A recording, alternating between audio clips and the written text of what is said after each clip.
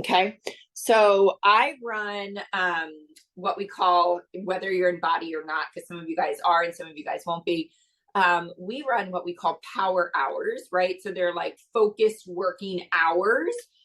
We, as a kind of a collective of top leaders, do that for the network and the company, throughout the week, multiple times a day. And I run one every other Monday. And I always do planning and time management. It sounds so not sexy, but it is literally the secret to unlocking productivity, right? Successful people just do more faster. They also fail more faster. But by doing lots of things quickly, like that is truly the pathway to success, right? So you've got to understand that it's not that you don't know something or you don't have a certain skill set or you don't have this or that or whatever we're trapped in the comparison game of to other people. We want what they have. We want their rank. We want their income. We want to create the impact or the influence that they're creating. What we lack, I believe, is the ability to manage our time, right? And I always say that the two things that are holding you back in life are overthinking. Anyone? And I don't know where these little things come from on Zoom, by the way. It must be another setting. And I am a hand talker, so all of these things happen. I need to get in there. But who's an overthinker here? Raise your hand. Yeah. Okay. So here's the deal. When we start to manage our time, and we are literally like kind of forcing our hand, right? Where we're like, you've got to imagine for most of you guys, I believe you're probably entrepreneurs, right? Or you're working from home. I know my friend Sarah was, wanting to get on. She's an author and a speaker. And so a lot of different positions, a lot of different work life like that, right? Where it's up to you to do the work. Like nobody's holding your hand, you're not, my husband and I always joke because he went to the Citadel and he's like, I wouldn't have graduated if I didn't go to the Citadel, because they were like, you have to be right here, now study. Now you have to be here, work out. Now you have to be here, do this. Like he needed that structure and authority to tell him what to do, right? As entrepreneurs, the only way to be successful is to find that in ourselves, to figure out the time management system that's easy, first of all, to do. It's like atomic habits, right? Anything that we complicate the heck out of, we're never going to sustain it. So we have to figure out a system that's super doable, that the wheels will fall off almost every day, right? It's not going to go according to plan, but we have a framework to go back to. So this is what I want to teach you today. I would also say this, I'm a big believer in a paper planner. Hardback paper planner. It can be my Rise Up planner. It can be something else. But, and again, that's just my opinion. It's what works for me. I really always say the best planner for you is whatever you use, right? Whatever you will work for you. But for me, there is something that connects my brain to my life through my kinesthetic, through my body, right? When I have to write things down, I also can like see where I erased something or I drew arrows or I did whatever. When it's digital, it's like, I'm like, did I move that appointment? Was that supposed to be on another day? Like I get very lost in my life. And so I love a paper planner. It goes everywhere with me. So what we're going to dig into is my simple 3-step system that I kind of just came to be out of like my own attempt to figure out how to manage my time, because I can tell you 10 years ago, I didn't know how to manage my time, right? So you can learn this. I always say from the stage when I'm teaching on time management, I'm like, and I get a little frustrated with the story of like, I'm so bad with my time. And I'm like, that's like saying like, you're so bad. I don't even know. Like, what do we learn to do when we are, 7 years old? Like whatever a 7-year-old is complaining about. And you're like, this is not that hard, figure it out. Because time management to me, the way that I teach it, a 7-year-old can do this. Like, this isn't calculus. Like, I don't know why so many adult humans are trapped under like the lack of knowing how to manage their time. I'm like, it's not that hard. You just got to freaking do it. Right. So here's the framework. There's 3 steps, and I want you to write this down. Step 1, and I'm going to go back through this in detail, is dump and divide. Step 2, prioritize. And step 3 is called what, when. What/when. Okay. Every single piece, if you leave one of these pieces off, you're screwed. No, just kidding. But maybe you're just not going to get that much done. Right. So here's what we got to do. We've got to just get it out of our brain. Step number 1, dump and divide. We are literally mind dumping every single teeny tiny piece of anything that needs to get done. I don't care if it has to get done 6 months from now, honestly. Like there are projects that I'm, forecasting out to like be summer, but that's still literally every single day I see it. Because I'm like, oh yeah, that's like down the road. Like I've got it in my vision, right? It's on a piece of paper. I'm not going to forget about it. It's also keeping me laser focused, right? Because I see the bigger picture. But I'm dumping down, post on social media, message Stephanie, connect with Nadia, respond to my DMs, get a trash bag at pick up trash bags at Target. Bring the teacher the gift, everything, because if it's not on a piece of paper, it's taking space up in our brain, and it's completely like blocking us from being effective and present to whatever we're trying to accomplish, right? All day long. And I can't even tell you, like there was this morning where my brain not that long ago was just like going at warp speed. I don't know if you guys ever have this where it's just like, exploding. And I just gotten out of the shower. So I was like in my bathroom and I was like, crap, I forgot I got to do this. And then I was like, oh my God, I got to do this too. And then I got to do this. And so I started to, because I couldn't forget it, right? Because then it won't happen. Say, for example, it was like, call the doctor, respond to Stephanie, meet with Nadia. So my brain was going, okay, lock on. Like, I don't have a piece of paper to write this down. I'm naked, right? Like literally that was the situation. I'm like, okay, call the doctor, reach out to Stephanie, meet with Nadia, call the doctor. And then I was like, oh my God, I forgot I got to do this. So then there was a 4th thing added to like the repetitive streak. And I was like, I'm losing my freaking mind.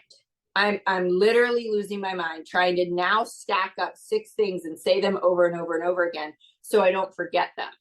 That's what's happening to our brain all day long when we're not putting it on paper, right?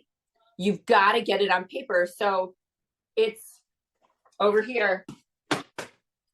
I can work. I can focus. I can show up on a stage. I can show up to my power hour. I can show up to inviting. I can show up to my social media tasks. I can show up for my kids because I'm not being completely pulled away every second of the day. So when I say dump everything down on a piece of paper. Divide is what I do is I take a piece of paper, or I do this in my planner, and I do four boxes. I just do a cross. And these are the different areas of my life, right? So one might be mom stuff. The next one might be my body business. The next one always says brand. For me, that covers like anything with my books, my planners, speaking, podcasts, whatever, right? The next one might be errands. Like if I happen to have like, oh my gosh, I can't forget to go here, and then I got to go here, and then I got to go to CVS, and then I got to go here, and then I got to pick up the prescription. Like that's errands, right? So you're dividing into the different hats that you wear. And when you look at your calendar, for me, I'm looking at it and I'm going, okay, I am going to sit down and tackle my body business after I drop the kids off at school from 8 a.m. to 1 p.m. like a freaking boss. And I can tell you, because I do this time hack process, that I get more done. I hope there aren't people in the waiting room. Okay, they're not. I get more done from 8 to 1 than I used to get done from 8 to 4 Monday through Thursday. Honest to God, right? I'm about to raise my hand. Why is Zoom talking to me? I feel like someone's watching me. Okay, so you're dividing it into those hats. So when I'm looking at 8 to 1, I'm working my body business. From 1 to 3, I'll work on the other things in my brand category. And then from 3 o'clock to for most of the night, I'm mom mode, right? And when I work efficiently and get all the things done I need to get done in my business, I show up for my kids 100% present, no guilt. Even if my phone's blowing up and people need me in my business, I'm like, dude, I just worked 9 hours straight and got or 7 hours straight, whatever it is, and got more done than most people get done in a week. You can wait till tomorrow, right? Because I feel accomplished. I feel like I don't need to do more in my business. What happens is most of us spend 6 hours working and we really haven't gotten anything done. And so we feel the guilt of that. And so we have to keep responding and we have to keep getting in our DMs and we have to keep doing all these things because we feel like we haven't done anything, right? So let's go back to this dump and divide. So you've got these different categories. And then let's just take, for example, and this is just an example because I know not everybody's a body coach, but if I am working that business from 8 to 1, then I just look at that block and I'm like, okay, I have probably, honest to God, every day, 20 things to do in that business, right? And so I look at them and I do step number 2. I prioritize them. What is the number one most effective thing out of those 20 that's going to move the needle in my business? Right? Is it getting on a call with a coach that's pushing to diamond? Is it creating some graphics in Canva? No, it's not number 2. That's not good. It's important. Now we just have balloons. What is happening? Okay, can you guys see all that stuff that pops up too? I know you can because Stephanie's laughing. So here's the deal. You've got to understand the needle movers, right? The IPAs, the income producing activities. It's going to be important. At some point, I've got to get these Canva slides done. I've got to do whatever. But if it's if it's something that I'm doing for next week, then it doesn't even have to get done today. Like, not even today. Everything feels like it has to get done today. Not everything has to get done today, right? So I just go in order. Number 1, number 2, number 3, number 4, number 5, number 6, number 7, literally all the way up to the last one. And then I work in order, right? But here's the magic factor. So step number 1, we dump and divided. Step number 2, we prioritized, right? Put in order of importance. The magic factor is step number 3. When? What are you doing when? This is the differentiator. So when I look at this and I go, okay, it's 8 o'clock and this whole process probably takes me 5 or 10 minutes.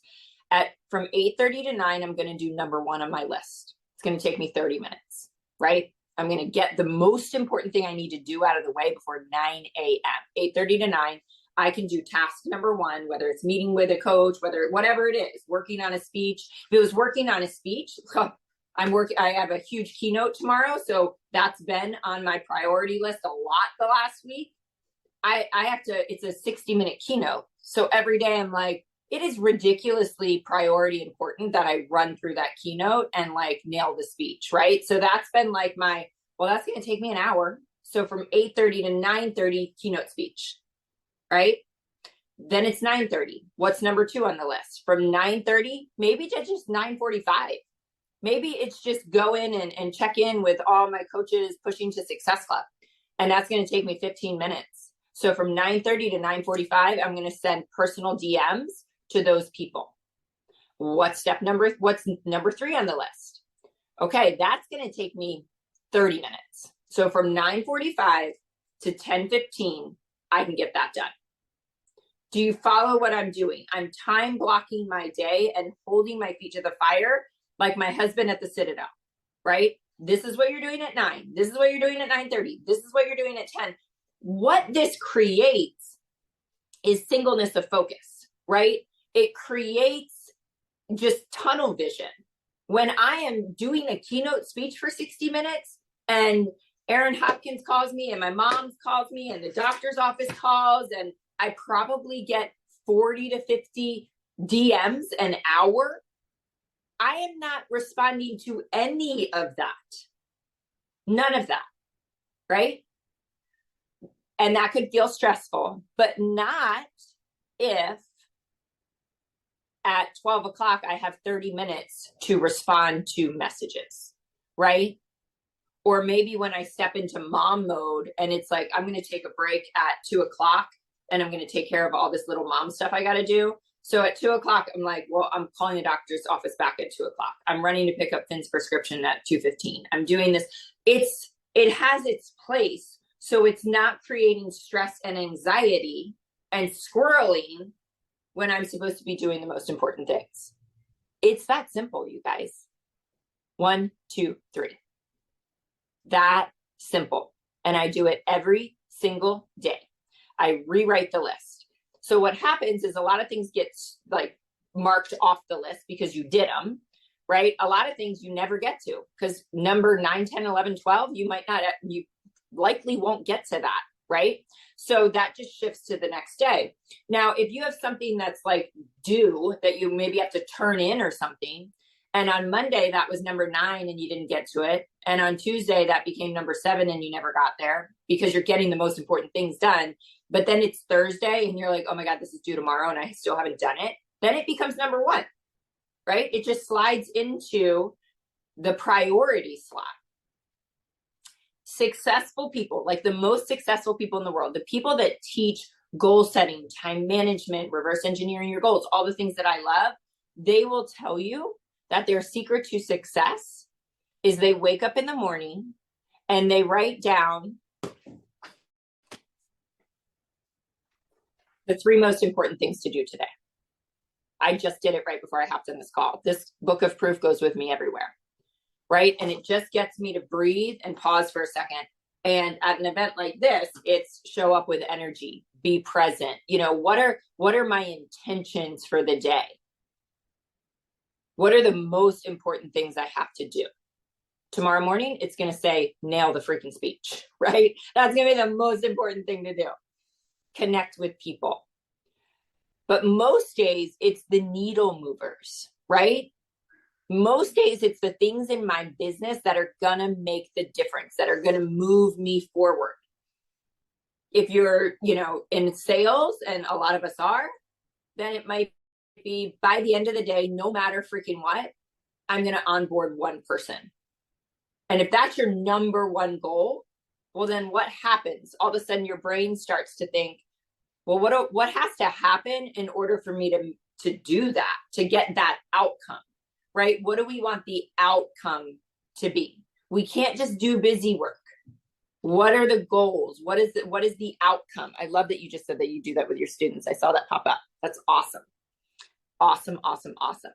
So guys, I don't know where the other 93 people are that registered, but we'll send them the recording. I feel like there might have been an issue with the passcode or something, but it's your lucky day.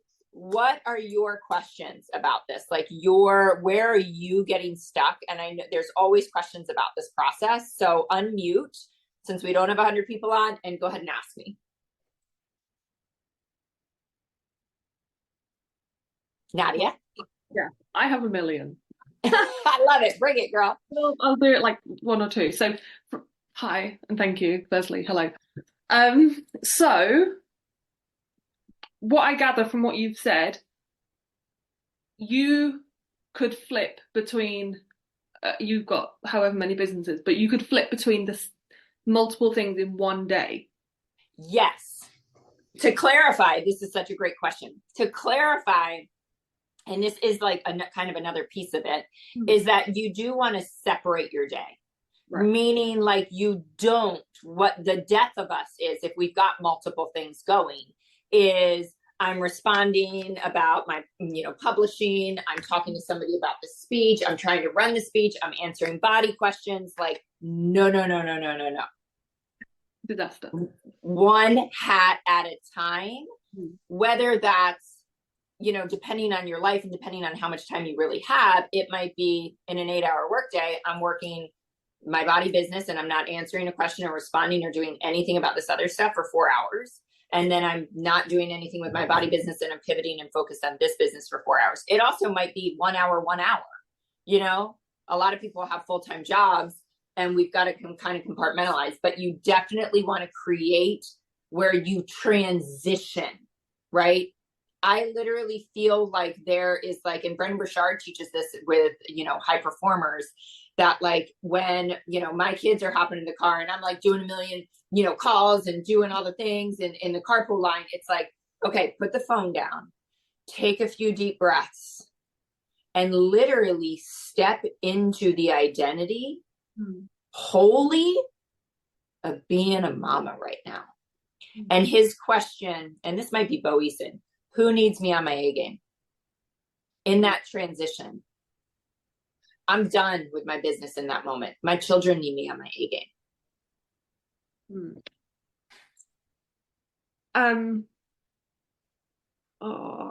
You just said something and I was supposed to follow on from it.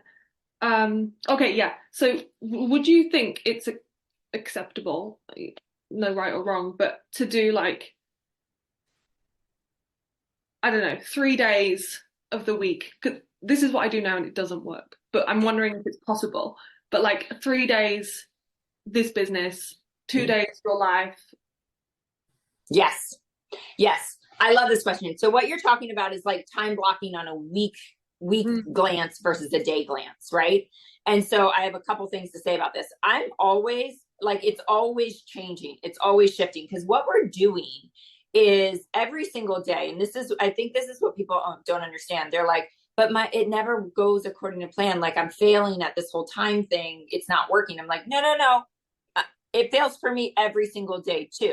Like, the wheels fall off every single day. I do get interrupted by life every single day. It never goes according to my plan, but I might hit it 80%, right? I might hit it 90% on a great day.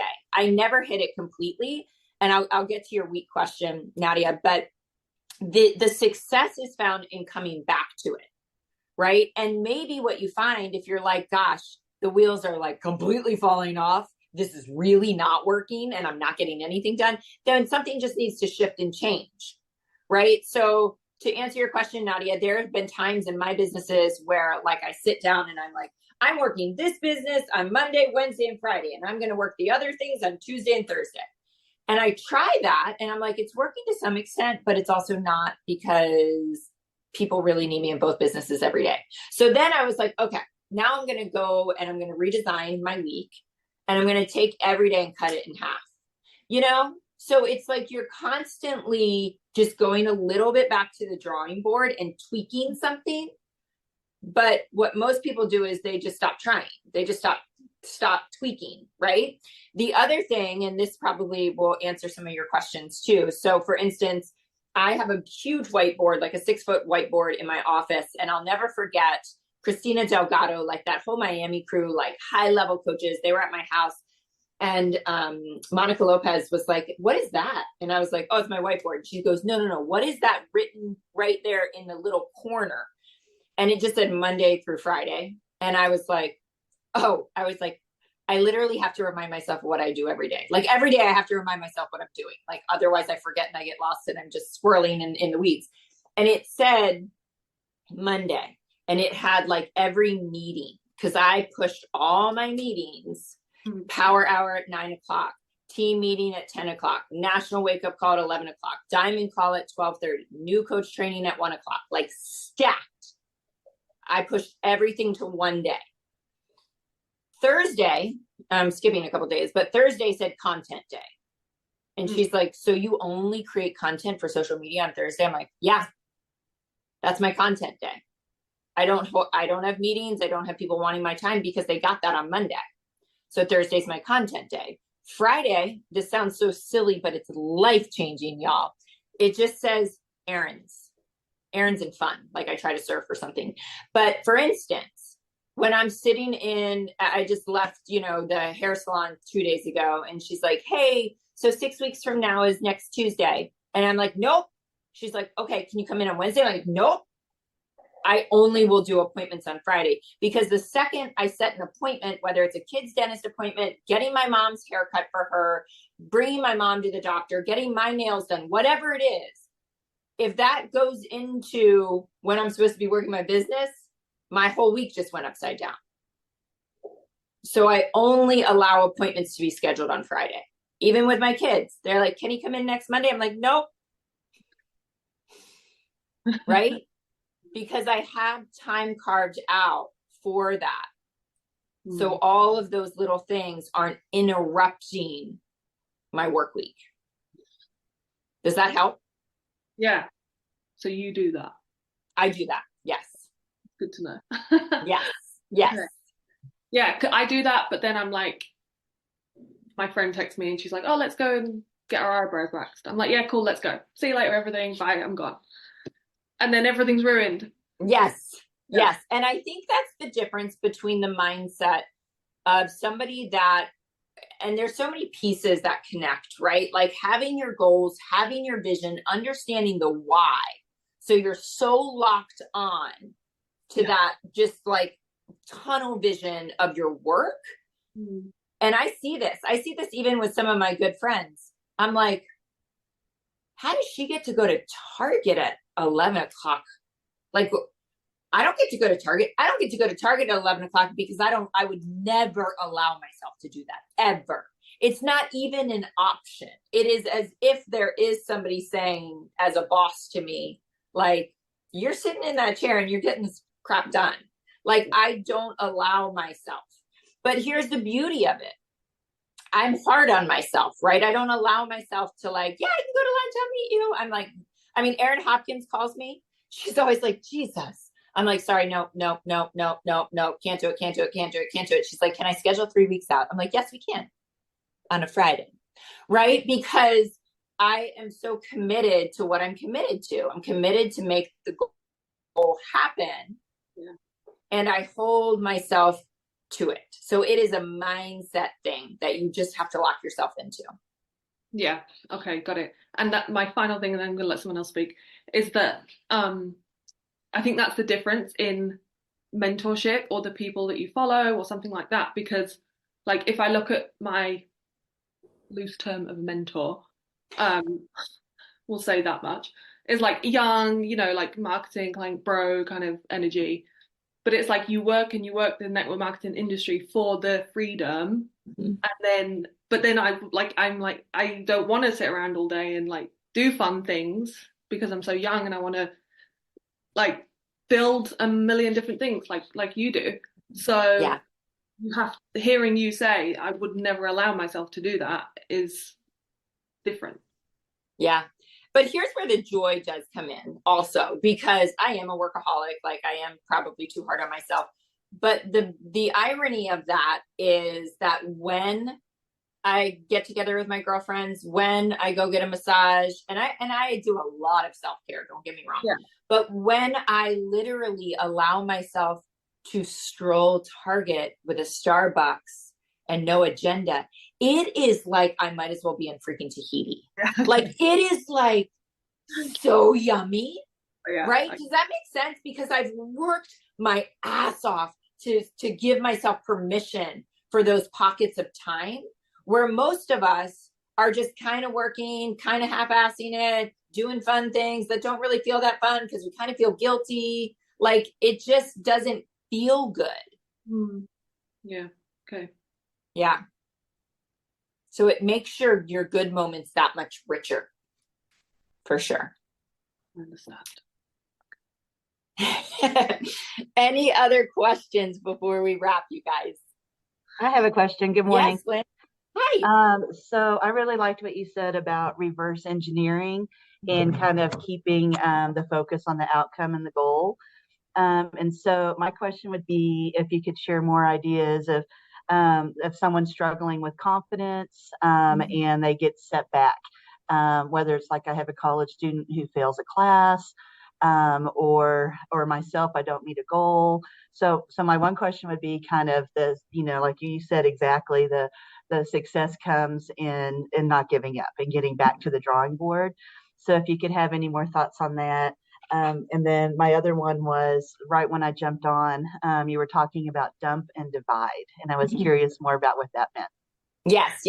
And I will also send you the recording too.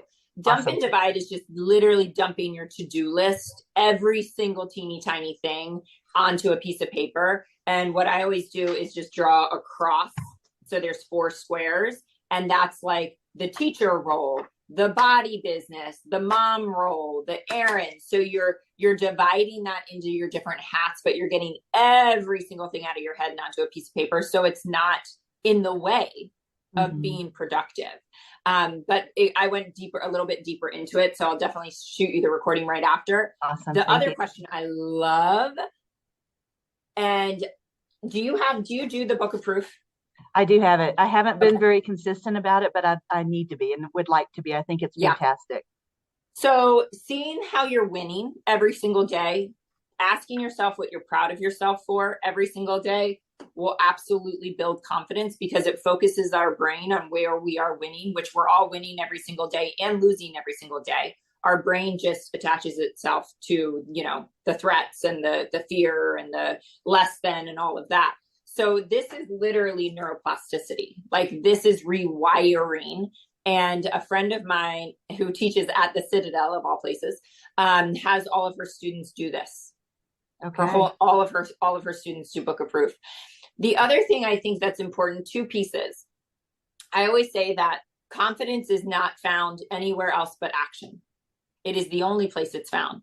Confidence is found in failure, because you're like, I took the action, I failed, but I got back up again. Like, really understanding and really having kids understand that failure is the path.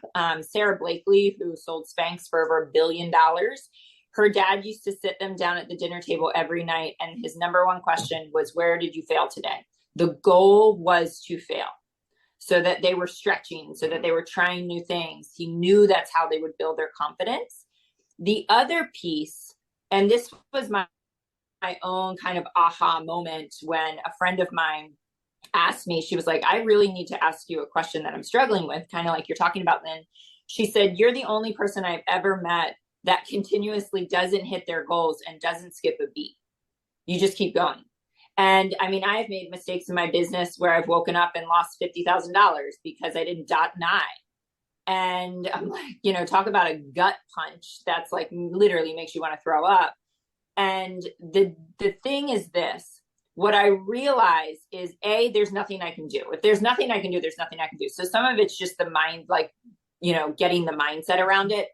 But here's the biggest piece of it. What I realized was, because I am so productive and such a hard worker, and I take so much massive action, that if I don't hit a goal, I am so at peace with the fact that I did every single thing that I could have done. I pulled out every stop. I stayed up late. I got up, like, I could not, I don't have the capacity to give 1% more. And so I didn't hit the goal. And I usually landed somewhere, which is fine, right? Like, just short of the goal. But 99.9% of the people, you feel like a failure when you don't hit the goal, because you half-assed the effort. And that's really guilt and shame. Because I don't know why there's balloons right now, but that you didn't do what you could have done. That's where your confidence takes a hit. Right. Does that make sense? Oh gosh, that's so good. I love that. And as you're talking, I'm thinking in the analogy of, we're in Colorado, and we just had like 3 feet of snow in Breckenridge in the last few days, and lost power, and Keystone closed, Breckenridge, all the ski areas closed. But we've had a lot of time to kind of talk about the skiing analogy. And like, I've skied most of my life, and I've skied 40 years, and I never fall. And I'm thinking, it's like, that's not really something to be proud of. I was talking with my kids. It's like, sure, I can ski the same runs, year after year, but that means I'm not growing. I'm not trying. I'm not getting better. And so as you're talking, I'm thinking in terms of this, skiing and this analogy, but yes. I think it's really good. And what I love most about what you said is that you're at peace when you've given 100%. I think that's awesome. That's something that I'll take away. I think that's a really great point. Yeah. Thank you. It was kind of mind blowing to me, because I really had to go like, what? Yeah. Why can I not hit goals and it doesn't bother me, when it literally makes other people like give up on their dreams? Right. And I realized it's because I feel so confident in the fact that I couldn't have done anything else. I couldn't have given any more, and That's Right. the confidence. That's where the confidence comes from. That's so good. I'm going to share that with my college students too. Yes. And starting a new semester, and some of the students had, not the outcomes and success that they wanted in the fall, and we're spending some time reflecting on what they can do different. I'm going to share that with them for sure. Awesome. Awesome. Awesome. Awesome. I mean, yeah, that's just the thing. I tell my daughter, when she's like, my kids are complete opposites, but my daughter's the one that like breaks down and cries because she didn't get 100% in every class. And I tell her that same thing. I'm like, if you got 100% in every class, I would be disappointed. And she's like, I don't understand. And I'm like, because then you're not being challenged. Like, you need to be in classes that are stretching you. And any human being, and this is another thing, I read this book in a music class that I had to take in college. It was like an elective, and it was called The 7 Kinds of Smart. And I think they've updated it now to like the 9 Kinds of Smart. But to be 20 years old and to grasp truly from reading that book, it was like, pro athletes have kinesthetic intelligence with their body. A carpenter has like a motor skill, intelligence, a reader. And we always hear just math and science, but to understand that there's all these different types of intelligences, and no one is designed to do all of them well. Like, you should, in fact, excel in math. And if you're excelling in math, the expectation is that you probably suck at English, like that should be your expectation. Why do we put these straight A's on like that expectation? Oh yeah. Just, it literally can't even be, Exactly. Oh yeah. And we say all the time, C's get degrees, and I'd rather see my kids or my students get C's and degrees and grow and challenge and really, set higher goals than, I coasted through with an A. I mean, of course you have to, you know what I mean? But I totally agree with you. I think that's really good.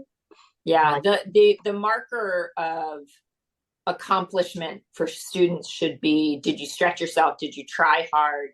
Doesn't matter what the outcome is, right? Doesn't matter if it was an A, B, C, or D. It's like, I mean, I tell my kids that all the time. I'm like, I want you to work for it. That's what's important. I don't care. You get straight A's and you didn't work for it. That's not good in my book. Exactly. Oh, I agree 100%. And, the other thing is, we want, our students to feel like, that they set the bar, higher and higher, and that they made it count, and that my students and parents sometimes think that I'm crazy because I say I love it when things go off the rails. And I work in a high school with a lot of kids with special needs, and so they're learning just how to be independent out in the community as well. And so when things go wrong, like they miss a bus or they're learning how to budget or money or whatever it is, and I'm like, this is great. And they're like, why is this great? This did not go well. And I was like, because look at what we're going to learn from it. It's so good. Things went off the rails, and you're learning in a safe place. And I like it when they're kind of in our safety net and they can learn from mistakes. And again, that kind of also fits, into a business model of, okay, I made a mistake. Like I didn't dot that I and I didn't get the 50,000 or whatever. But it happened in a safe place or surrounded by a team where you can learn from each other. So kind of celebrating those times where it would be seen as failure, kind of like you were saying. I don't remember her name, but the lady who started Spanx, and I heard the podcast where she was interviewed. I love that her dad said, how did you fail today? I just think that's so cool. So powerful. So good. Okay. Well, the other thing I want to give you, Lynn, though, right when you get off this call, Google Jocko Willing. Willing, I don't know how you say his last, Jocko. Good. Just good. There's a really short video where he talks, it's so powerful. He talks about being like a Navy SEAL, and it would be like, catastrophic, something would happen. And his response was, good. Okay. Now we can do this, just things falling apart. Like, people did this, the weapons aren't there, the whatever. And he'd be like, good. Now this, like, his response was always good. It's such a powerful video. And they would great tattoo. Just good right there. Yes. It would work for several things. Yes. Because it's Jocko and kids love Jocko. Okay. Thank you. Yes, yes, yes. Well, that's a wrap, you guys. We're going to do another one of these next week. I had to bump the day and the time this week, but it's going to be a lot more of a business dive the next 2 weeks. So there's two more of these. It'll be next, I think it's the next 2 Wednesdays at 12 noon Eastern, but just pay attention to my story, shoot me a DM, all the things. So you make sure you don't miss the next ones. Okay. Thank you. You're welcome, Jenny. All right, you guys go have the best day ever. I will see you soon.